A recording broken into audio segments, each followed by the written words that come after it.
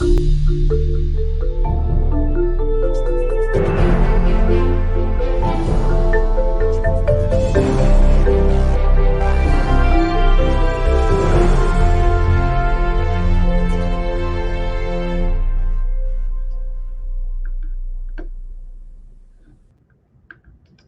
afternoon, and welcome to the second installment of a two-part Johns Hopkins briefing on the 2022 U.S. midterm elections. I'm Lainey Rutko, Vice Provost for Interdisciplinary Initiatives at Johns Hopkins University, and I'll be moderating today's briefing. Today, our expert panel will discuss the policy implications of the midterm elections across a variety of areas, including education, healthcare, international affairs, and climate. The midterm elections highlighted yet again the nation's stark political divide, but the results also displayed a significant deflation of momentum for those who denied the 2020 election results that placed President Joe Biden in the White House. Still, with Democrats maintaining a narrow majority in the Senate and likely losing control of the House of Representatives to the Republican Party, critical policy decisions over education, healthcare, international affairs, and climate now face 2 years of partisan resistance. How policy on these vital topics plays out over the next 2 years could very well set the stage for the outcome of the next presidential election in 2024. I'm grateful to the 4 experts taking part in today's briefing. Joining us today are Annette Anderson, who is Deputy Director of the Johns Hopkins Center for Safe and Healthy Schools. She's also an assistant professor in the School of Education who has worked as a classroom teacher, a curriculum coordinator, and an assistant principal. She served as the CEO and founding principal of Widener Partnership Charter School, the first university-assisted charter school in Pennsylvania. Hal Brands is the Henry A. Kissinger Distinguished Professor of Global Affairs at the Annette C School of Advanced International Studies and a senior fellow at the Center for Strategic and Budgetary Assessments. He's the author most recently of The Lessons of Tragedy, Statecraft and World Order. Josh Sharfstein is Vice Dean for Public Health Practice and Community Engagement, Director of the Bloomberg American Health Initiative, and Professor of the Practice in Health Policy and Management at the Bloomberg School of Public Health. He has served as Secretary of the Maryland Department of Health and Mental Hygiene, Principal Deputy Commissioner of the U.S. Food and Drug Administration, and Baltimore City Health Commissioner. Finally, Ben Zaitchik is a professor of Earth and Planetary Sciences in the Krieger School of Arts and Sciences, whose research focuses on understanding, managing, and coping with climatic and hydrologic variability. His hydroclimate research group aims to parlay its science into tools that improve monitoring and prediction of environmental factors relevant to human health, food and water security, and biodiversity preservation. Before I turn to each of our panelists for their initial remarks, I want to remind our audience that we will be providing answers to your questions in real time today. So please submit questions for our experts in the box that you see at the bottom of your screen. When you do so, if possible, please include your organizational affiliation. We'll start with each panelist providing a brief overview of key topics, and then we'll move to Q&A. Annette, I'll turn to you first. Thank you, Lainey. What do the midterm election results mean for progress that the nation has made or has started to make to address the massive losses in educational advancement that occurred during the pandemic? Thank you, Lainey. I want to say that we have had quite an interesting turn of events because the election has shown that while there's a lot of investment being made at the federal level in education, politics is still very local. If I could have my slides, please, I'd like to just show some of the implications of this last election. Thank you. Next slide, please. So back in September, we got the distressing news from NAEP that our students across the country were recording historic losses, both in the reading assessment as well as in the math assessment, that there has been a historic amount of loss academically on these national tests for both math and reading. And that continued narrative is that students everywhere are losing academic ground. And we continue to have conversations at the policy level as well as at the practitioner level about how we are going to be able to remediate these historic losses. However, there has also been a survey recently that was done, and most parents are saying in this survey, 92% in fact, say that they think that their own children are doing okay academically. They believe that their children are reading at grade level, that they're performing at grade level in mathematics, and that they're doing well academically. Most parents also feel that their children are having a strong social emotional connection with their peers and in school. So we know that there's a little bit of a divide between what the data is showing us and how parents are actually responding to this data. Finally, I would say that there continues to be a huge issue around safe and healthy schools. We know that post-Uvalde, we have had continued numbers of school shootings. We had a shooting in St. Louis last week. We had a shooting in Seattle. We've had here locally, we've had these issues in Baltimore where we've recovered seven weapons since the beginning of the school year. And that last year, there were 93 school shootings on record, and we are on pace to repeat that high, unfortunately. And now we're even seeing that this stress around safe and healthy schools is spilling over into higher education, as this week we saw the deaths of 3 football players at the University of Virginia this week, and 4 students at the University of Idaho. And so student mental health continues to be a huge concern as we consider how our young people are traversing education. We also know that there is a pandemic of loneliness amongst our young people, that even as our students remain technologically connected, that there is a huge amount of loneliness that pervades our youth. And so we need to consider how we're going to address this from a policy perspective. Thank you. Next slide, please. And so when we think about this 2022 election, there have been some impacts and some implications that I'd like to review. Locally, here in Maryland, we just celebrated the historic first. We've had our first African-American governor in the election of Wes Moore. And we are very excited because he has very deep ties to the city of Baltimore. And so we are expecting that he's going to make good on many of his campaign promises, especially around funding Kerwin fully. That has been one of his campaign promises. And so people are looking forward to seeing that happen. And that will mean that we'll have increased access to things like early childhood, that we would see more SEL supports and resources in our schools, that for teachers, that there would be stronger collective bargaining, and that there would be an attempt to more strongly address the concern around critical teacher shortages.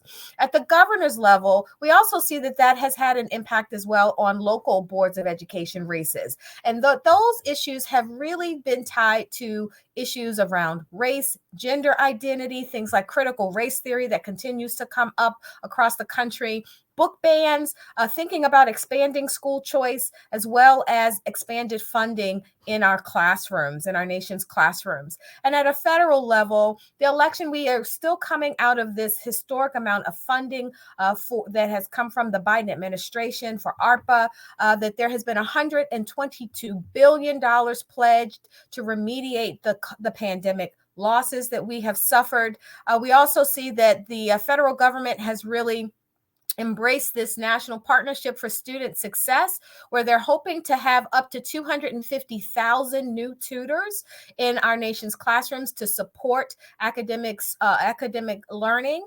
Also, that there would be more focus on addressing learning loss and social emotional learning by having additional funds for more teachers in our classrooms, as well as ancillary supports and resource staff in our schools. There's also been an increase in an uptick federally in funding for school safety. So the Department of Justice just pledged $190 million to support safe schools in a series of grants, as well as the Department of Education, which has recently supported the increase in the number of school-based mental health personnel by adding $200 $380 million.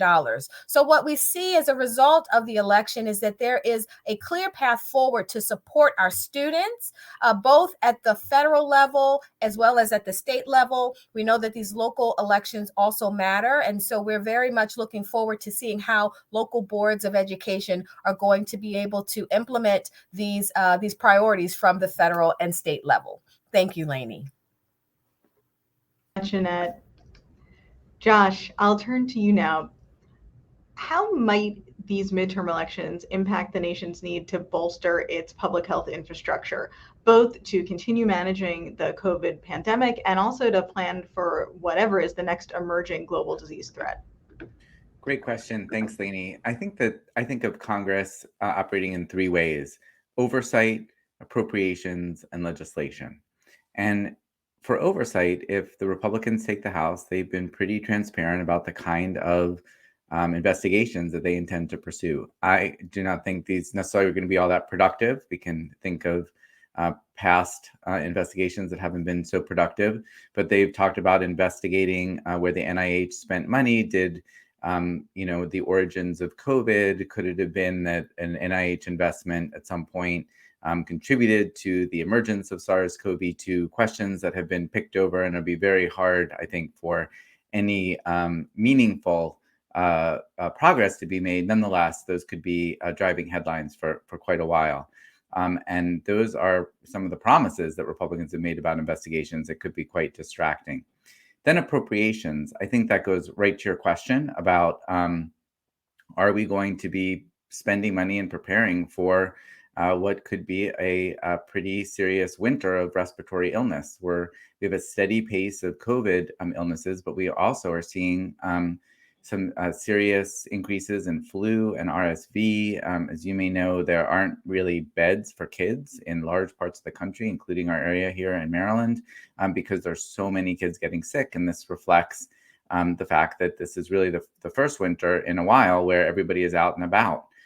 And money is really needed to support public health campaigns, to get more vaccines out there, but also to do the research to come up with better vaccines, better treatments, other ways of handling these challenges. So right now, I guess the administration is thinking about what kind of appropriations ask to make, and we'll have to see whether that gets included in some end of the year legislation, because I think the Democrats, if they are losing the House, may perceive this as their best chance of trying to get something through. Which brings us to legislation. And I think we'll see, as Congress tends to do, a lot of proposals introduced that maybe don't have the greatest chance of passing both houses of Congress. But then there may be some areas where people will come together, and one of them could be around pandemic preparedness. The Pandemic and All Hazards Act is coming up for renewal next year.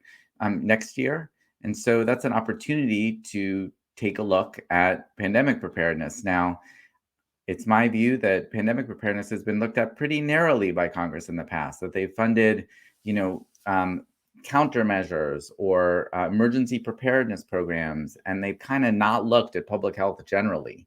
The problem is a pandemic response rests on a public health response. You need a strong and flexible public health system to do all the core things in a response, including staffing clinics and reaching communities and, designing interventions of different kinds. And if you have a weak public health department, you can have the best vaccines and the best treatments, but you can't deliver them. And so I think a really important question for Congress will be not just whether they're able to narrowly think about the next pandemic, but whether they're able to realize the connection between core public health types of activities and learning some of the lessons of COVID, including as those pertain to equity, in order to get better prepared. The other area, just to mention, of legislation has to do with the overdose epidemic. We're still over 100,000 people dying a year of overdose, which is an astronomical number and is far more than have been dying in the past. And previously, we've seen a lot of bipartisan work on overdose. And there is some legislation coming up for renewal, the Support Act. There's a chance that things could be very politicized about, fentanyl in the southern border, although fentanyl is really not a border issue in the traditional sense of border issues. It's a lot more complicated than that, but nonetheless, it has gotten politicized. So we'll see whether Congress can find its way to what it was doing pretty well before, which is coming up with bipartisan investments and policies, expanding access to treatment and other services that really can help save lives. So I think that'll be a key question. The last comment I'd make is that there are a lot of things that could happen in healthcare that could force other things onto the agenda. I didn't mention prescription drugs. There'll be a lot of oversight of the Inflation Reduction Act and how that gets implemented. I didn't mention healthcare costs generally. They're likely to go up as inflation goes up, and that could spur its own reaction on Capitol Hill. I think just in general, there could be further challenges for people, particularly in states that haven't expanded Medicaid. And of course, there's anything else that the biological world has to offer us that could, change what winds up being a priority in Capitol Hill. Thanks, Lainey. Thanks so much, Josh. I'm now going to turn to Hal. Hal, what do the midterm election results indicate for how the U.S. will be able to exert its power to counter the rise of China in the Pacific, and also regarding the war currently being waged by Russia in Europe? Sure. Thanks for having me. So I, just by way of background, I was overseas for the last couple of weeks, and one of the reasons I look so bedraggled this morning is that I just got back late last night. But that provided me with a little bit of perspective on how the midterm elections were being anticipated and then received abroad. And so I would say that abroad, just as in the United States, the results of the polls kind of cut against the grain of expectations. As recently as the weekend before the midterms, I think there was a pretty broad expectation in places like Japan or Australia, where I'd been traveling, that you were going to get a Democratic wipeout in the House and perhaps a Republican majority in the Senate as well. And obviously the results fell relatively far short of that. And so, without sort of making a political statement about this, I think that the way this was received in allied capitals was as confirmation, or perhaps as proof, I guess I should say, that sort of their more dire scenarios about U.S. politics had not materialized. And so I think the concern in both places was that if you got election results that saw a number of America First or MAGA Republicans ascendant, if you saw election deniers winning critical races, that would indicate that the U.S. political system as a whole was headed back towards much deeper instability of the sort that we saw in 2020 and early 2021. And so the fact that those outcomes did not materialize, that the vast majority of kind of the strongest election skeptics were defeated, the fact that there wasn't much controversy around the integrity of the vote and vote counting procedures, the fact that MAGA Republicans did well in some areas, but in general underperformed, the fact that President Trump seemed to be a drag on the Republican Party rather than an assist to it, I think is seen in places, countries that are allied to the United States or friendly to the United States, as generally being a good sign about the stability of American politics going forward, with the substantial caveat that the outcome of the midterms also appear to have confirmed or perhaps hastened ex-President Trump's decision to get into the 2024 race to preempt challenges from other Republicans. And so one thing that will be very closely watched abroad is how much traction he manages to get in that respect. In terms of sort of concrete policy implications of the election's results, I would say that there aren't going to be as many as we might have thought. And I can just talk about maybe 3 or 4 areas where this is the case. And so having a Republican House will make it harder for the Biden administration to get and implement a renewed Iran nuclear deal. But that nuclear deal, those negotiations were dead as a doornail before the election occurred. And so it doesn't really matter in that respect.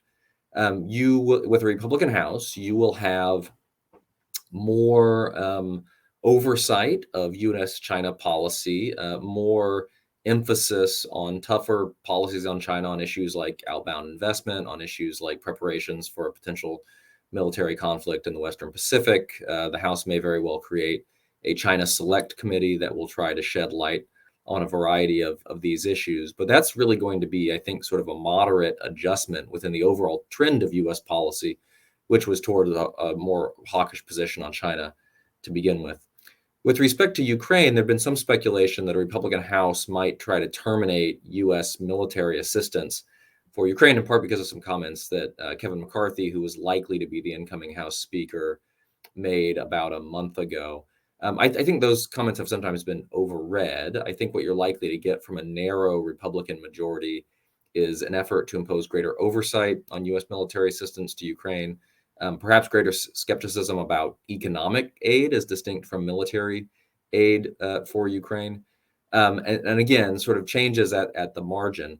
But I think that debate may very well be pushed off by a number of months, because I think the Biden administration will go for a big Ukraine aid package during the lame duck session. And frankly, I think that Speaker-to-be McCarthy would be very supportive of that, because it would defer the moment at which he has to confront some of the more Ukraine skeptical members of his own caucus on this issue.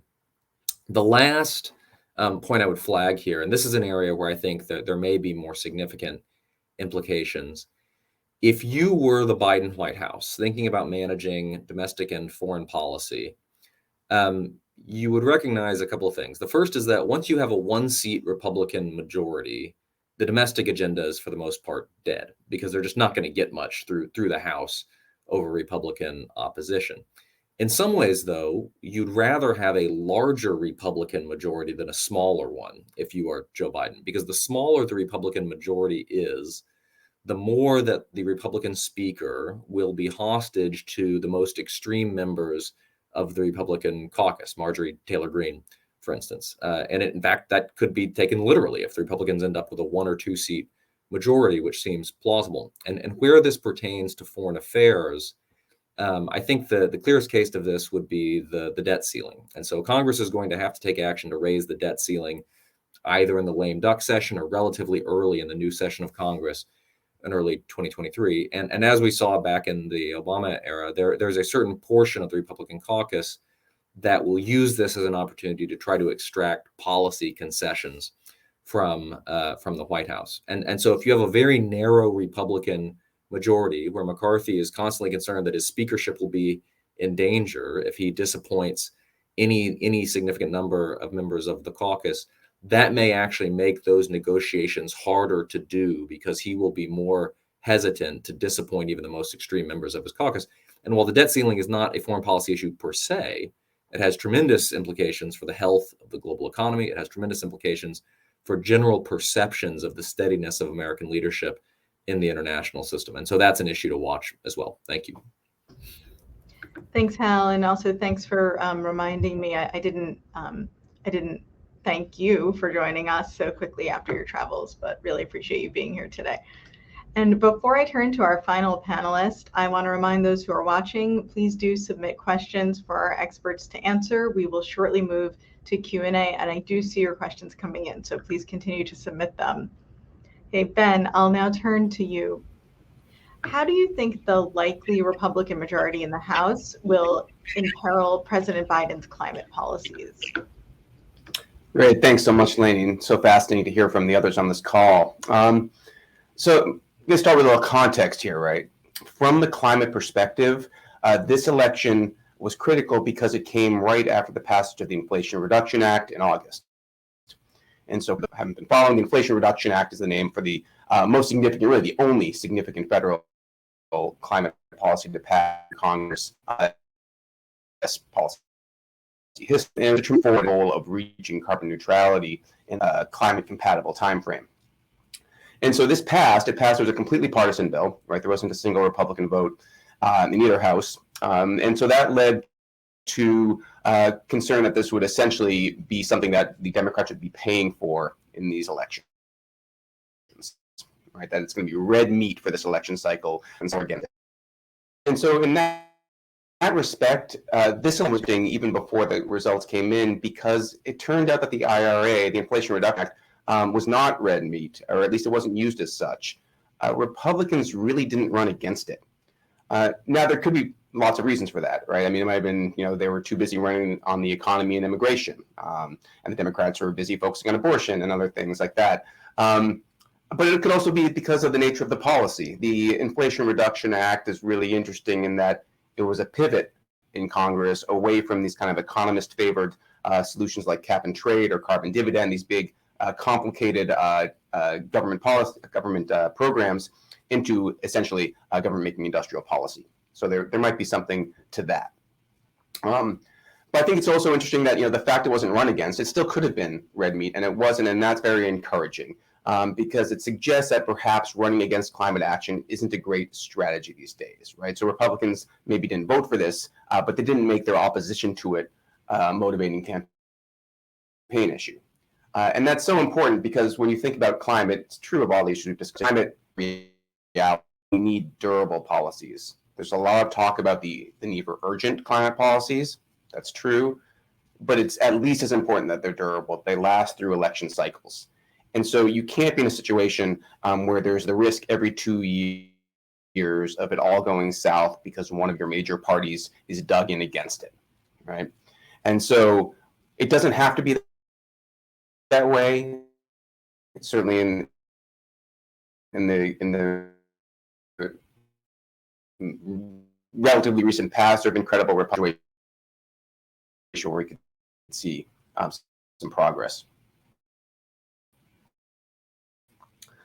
So then we talk specifically about, what did we see? Because that means you can run most of the functions of government. Your appointments don't get held up. Things can move forward. House flipping to Republican, as we've heard from other speakers, of course, will lead to the friction typical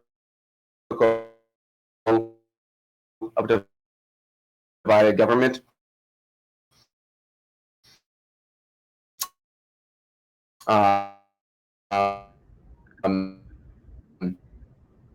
And depending on what happens with issues like Ben, I think that we're losing. I think we're losing your audio. So I'm gonna transition for a moment because it's getting a little spotty. Climate attack is not winning politics at the national. Ben, I'm not sure if you can hear me. I think that we're losing your audio, so I'm going to move us into Q&A, but I will circle back to you. So I want to thank those that are watching, and I do see lots of your questions coming in. So I will now turn to all 4 of our panelists and move over to Q&A. And Josh, I'm going to send the first question to you. So for the last couple of years, we've been very focused at the federal level on how the nation's will respond to an infectious disease emergency, namely the COVID-19 pandemic. Are there things now that can be done in response to the pandemic that would also help to bolster more general national responses to things like obesity, diabetes, or addiction? Absolutely. In fact, the Commonwealth Fund Commission on a National Public Health System, that was really the driving concept behind it, that we should be preparing for a next pandemic by building strength in our public health system and using it now. Maternal mortality, overdose, so many different challenges. Life expectancy dropped 2.7 years in the last 2 years in the United States. And it's not just COVID, it's a bunch of other contributors, the mental health issues. There's so many issues. We need a strong public health system. What would that look like? The commission, which Dean Ellen McKenzie at the School of Public Health served on, and some of us worked on, basically recommended significant leadership by the Department of Health and Human Services, even with the idea of appointing a new deputy secretary to be responsible for health improvement in the United States, or strengthening the position of the assistant secretary, significant investments in state and local, tribal and territorial public health, with expectations that those health departments really meet basic requirements for functionality. A new kind of collaboration with the healthcare system. We saw how important it was for health care and public health to work together in COVID. And that is true on so many of these other issues too. And so we don't want everyone just to go back into their corners. We want them to keep sharing data, sharing personnel, and solving problems together. And finally, a real priority on trust and rebuilding public trust. That's important for overdose. That's important for hepatitis C and HIV. And it's going to be important for the next pandemic because we learned what happened when it falters with COVID. Thanks, Josh. Annette, since Josh brought up the important role of local government, I'm going to use that to segue over to you.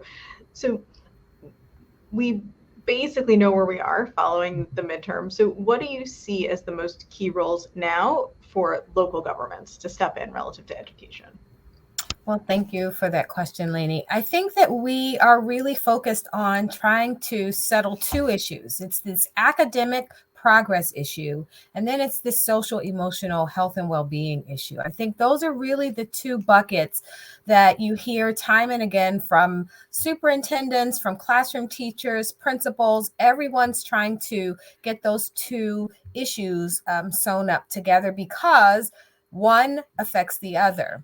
And I think that that is why the federal government has put so much money into things like tutoring efforts, because they believe that once we can get this academic gap closed, that we can also deal with some of the social emotional challenges that our young people are dealing with. As I said, though, what we're seeing is a record high number of guns in our schools this year. School shootings are at an all-time high. We also see that our young people are really struggling with conflict resolution right now. And so schools are really trying to figure that out. So I think that what you're seeing is that, from both the state and the federal level, there are lots of supports to try to help with some of these mental health issues, because that bucket is really flowing over. And in order to get to the academic issue, which is the other bucket that we have coming out of this pandemic that has been so impacted by the COVID-19 issues, I think that we have to think about how we're going to use tutors. We have to think about how we're going to be creative with our out of school time provisions, summer programming. So schools are really trying to use that money. There's also been a concern that all of the ARPA funding has not been used. And so while the Biden administration has put a record amount of money on the table, districts have been reticent to use it because they didn't want us to be back at a race to the top cliff, which happened because the Obama administration had put so much money into schools. And then when they pulled it back after 5 years, then there was a concern that they weren't able to keep those same levels of funding for classroom teachers and other staffing positions in particular at the same level. So I think you're seeing that schools are starting to slowly climb off the ledge to start using some of this funding, because we realize that academically we're seeing losses that we need to try to turn around very quickly. Thanks, Annette. Hal, question for you.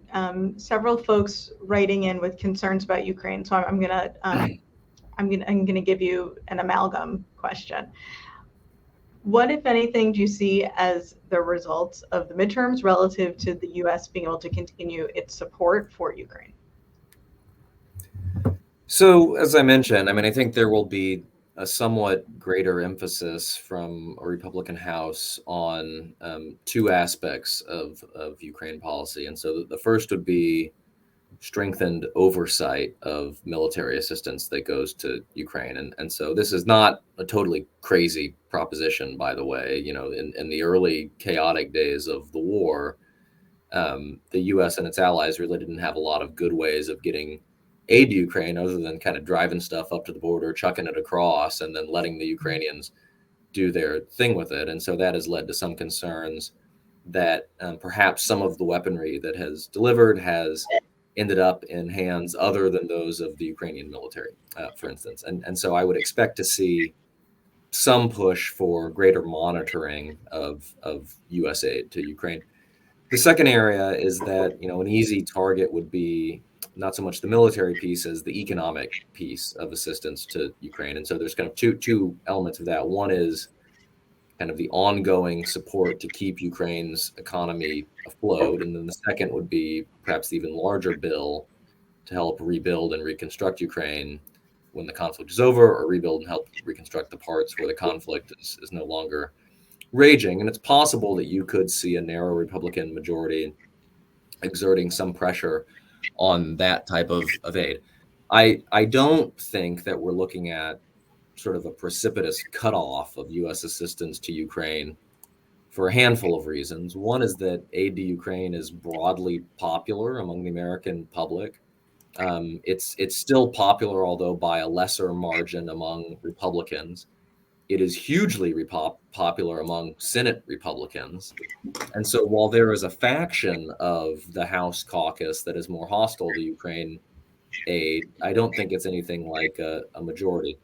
The other reason is that it would, potentially be damaging to the Speaker of the House, who looks likely to be Kevin McCarthy, if he were to seem to be responsible for a significant drawdown of U.S. aid to Ukraine, which resulted perhaps in a reversal of Ukraine's successes on the battlefield. And so I think that there will be some hard bargaining over Ukraine aid. It'll be a tougher legislative process than it was in the first months of 2022, but I don't expect to see a collapse. And in fact, I think that one thing, as I mentioned, that the Biden administration will try to do is go for another big Ukraine supplemental in the lame duck session. So in the period between now and when the new Congress is sworn in, meant to basically tide Ukraine over for a period of months. And that would actually be, I think, quite welcome for Kevin McCarthy, for Mitch McConnell, for other Republican leaders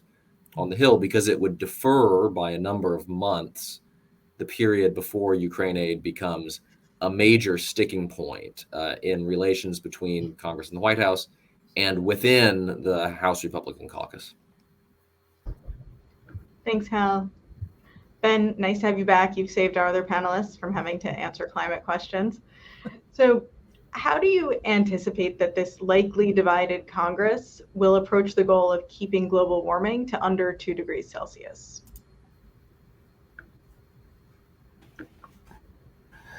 Yeah, but the question of the 2-degree goal isn't something Congress needs to directly address, right? What we need is durable and ambitious action.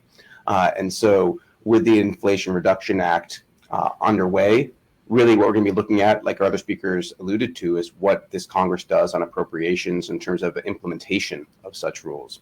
And so I think we'll probably see from a Republican-controlled House some testimony, some events that maybe bring more skepticism into the mix. But from a policy perspective, I don't think it will affect us with respect to the commitment we've made under the Paris Agreement to the 2-degree goal and perhaps to an even more stringent goal in the future. Thanks, Ben. Josh, question for you about the role of the Supreme Court in this election. And we've heard lots about voters reacting to the Dobbs decision, which overturned Roe v. Wade. I would argue there are other Supreme Court decisions that also likely played a role here. What do you see relative to health as the role that the Supreme Court has played in the midterms? So, I didn't mention abortion and what Congress might be up to. I think with a divided Congress, it may be hard for Congress to act on abortion, although there's a lot of interest in the country in different ways on that topic. It seems pretty obvious from what I read, I'm not an expert in the politics of this, that the Dobbs decision really mobilized a lot of people who perceived a major threat from taking away a right that had existed for 50 years. So it's a huge issue. And it's not the only issue coming from the Supreme Court, because the Supreme Court also struck down the ability of the EPA to take certain actions on climate. The Supreme Court struck down the ability of OSHA to take actions in the workplace to protect against COVID. The Supreme Court struck down laws in New York that existed for a very long time to regulate firearms, which are also surging as a cause of death. And more broadly, the Supreme Court has kind of said explicitly, not even whispered, that it really doesn't care about evidence anymore. It looks to history. So, people are looking at, whether daggers were allowed and the regulation of daggers rather than what sensible and broadly supported gun measures would accomplish to save lives today. I think that broader shift is extremely important. It was used to justify the Dobbs decision. It was used to justify the EPA decision that will really limit action on climate. And the idea that it's suddenly about distant history instead of actual evidence is a real problem for health, and I think is going to intrude in politics in all kinds of ways. And I don't, in general, I don't think it's going to be good. Thanks, Josh. Annette, question for you. Can you talk about the so-called parents' rights movement within education? And is that something that we should be thinking about at the federal level or more at the state and local levels?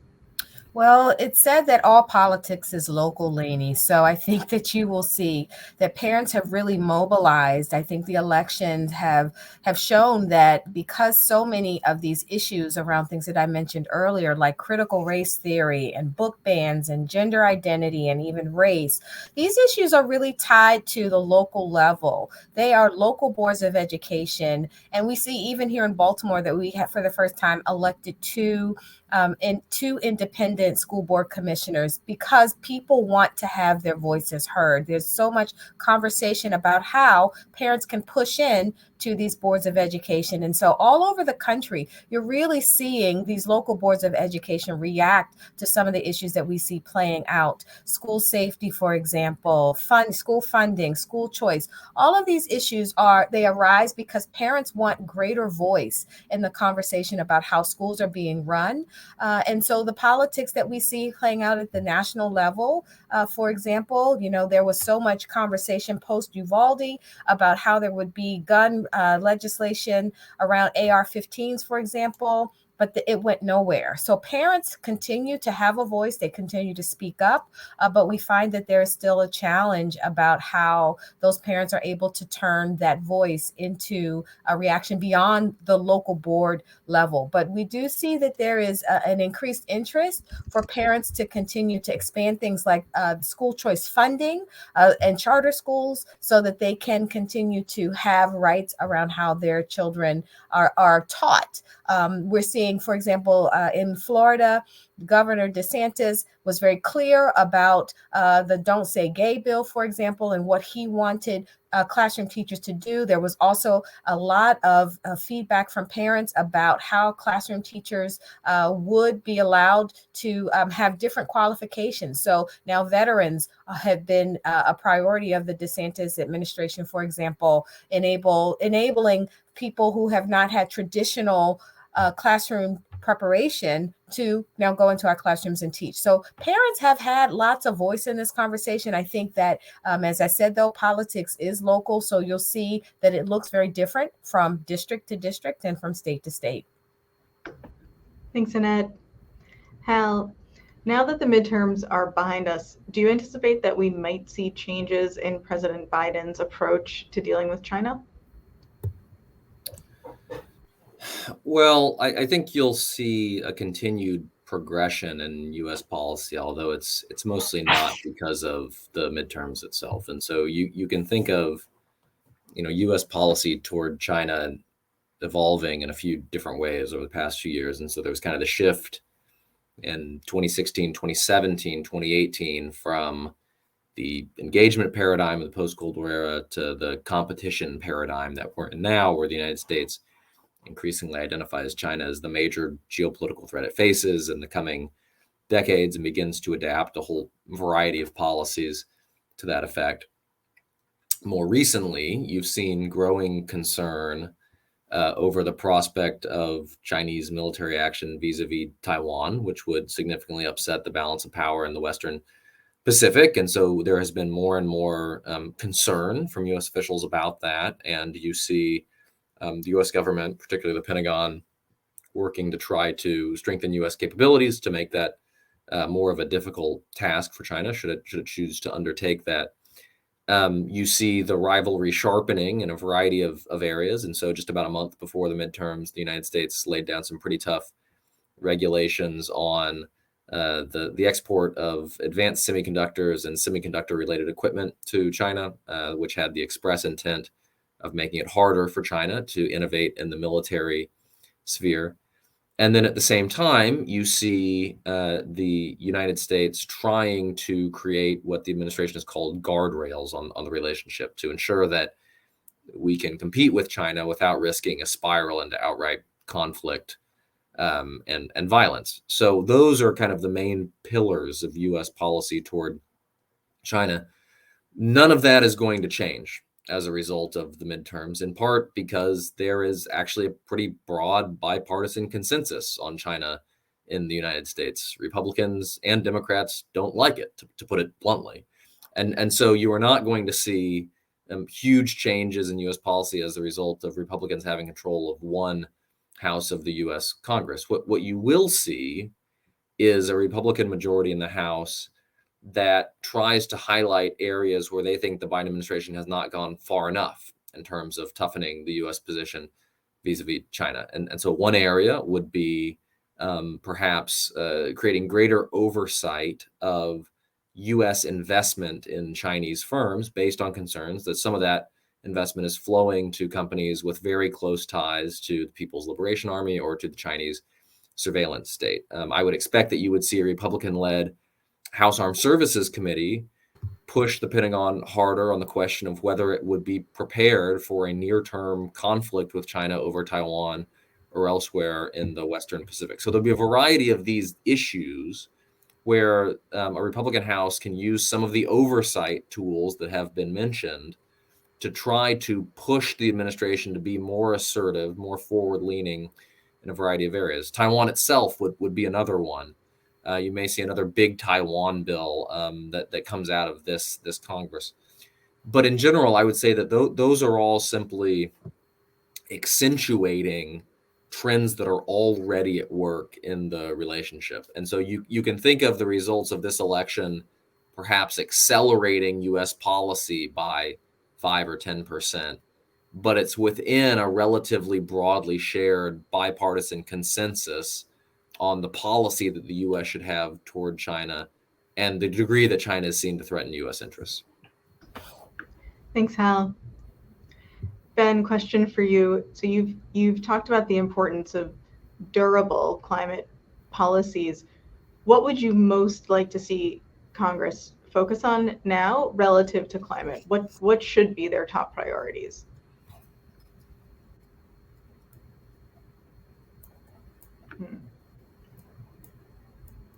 I've either rendered him speechless or he's frozen. Okay, I'm going to keep moving, but Ben, I will circle back and hopefully you'll have audio again soon.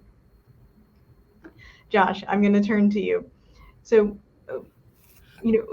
something that's a bit disheartening that came out of this election is knowing that public health was really just a small priority overall identified by voters as they were going to the polls. What can be done at the federal level to better elevate the importance of public health? In a way, I guess you could say that was sad. We all want people to see public health the way we do. On the other hand, it partly recognized the success that there has been in pushing back the pandemic. The pandemic was a huge issue on voters' minds. And, thanks in large part to the vaccination campaigns and the vaccines themselves, all the treatments that are available, all the tests, it has, fallen and other things have come up. I think the question is, are we going to learn the lessons from the pandemic? Mm-hmm. Are we going to, just pretend that like it was just a bad dream and we're going to now move on with our lives? Or are we going to say like, boy, that did not go well. We had more than 1 million people in this country die. And, there were just enormous gaps between communities. There were huge issues by race, by ethnicity, by class, by rurality, it was by ideology. It really reflected so many underlying weaknesses in our society. We're just going to brush that under the rug. And I hope that as, this Pandemic and All Hazards Preparedness Act comes up for renewal, as people, start to get a little bit of distance on what happened, and perhaps, if they can set aside the instinct to just do partisan warfare, you can see that we have some serious areas that are in need of investment. We need a public health system that has to be built in this country. We can have expectations for it. We need to be expecting that public health departments, for example, will, I mentioned trust before, but have real relationships with organizations in their communities and be able to support them and partner with them on different projects so that when a campaign against maternal mortality or a campaign on overdose comes, that it's not just, a bedraggled, overworked person in the health department, who's doing the outreach, but they're real people who are trusted in communities who can be alongside them. So, I am spending a lot of time on pretty much every effort I can to get better recommendations out there. I mentioned the Commonwealth Fund report.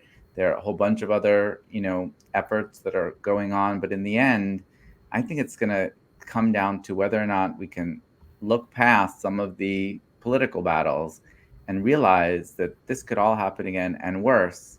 And so much is happening now that could be prevented. Can we learn these lessons?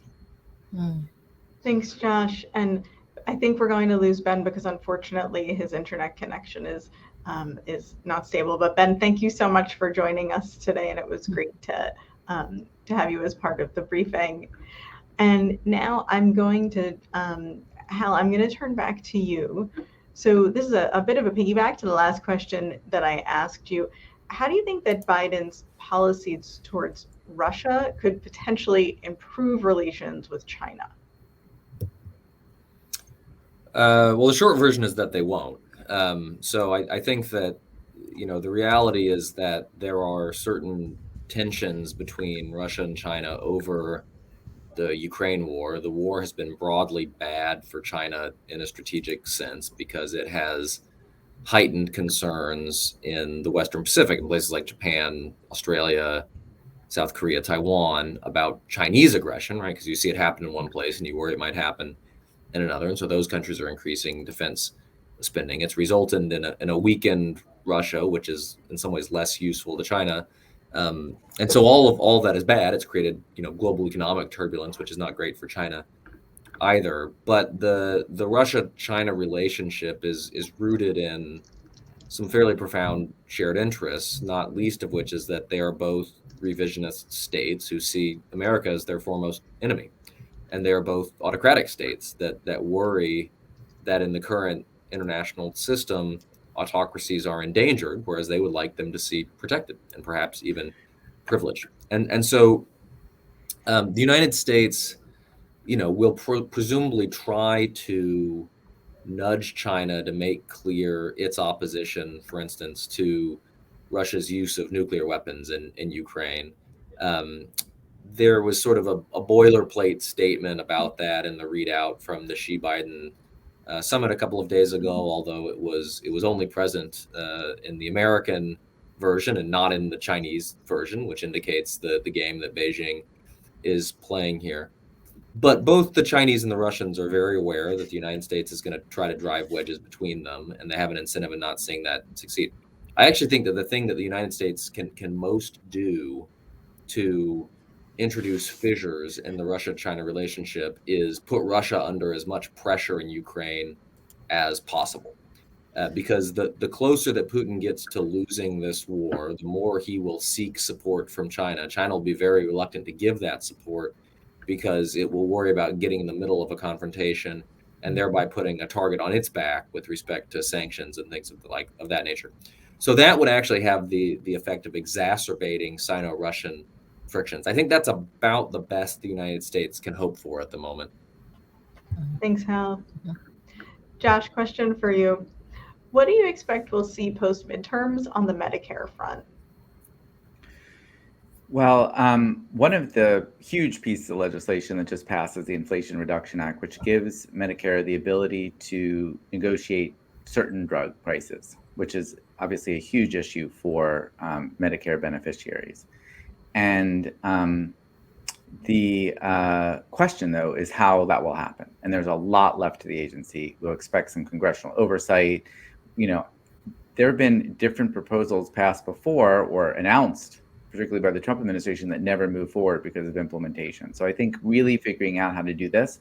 I know Medicare is staffing up its Baltimore offices to try to be able to do this well. There's a lot of money that potentially could be saved if it's done well. So that'll be something everybody's looking at.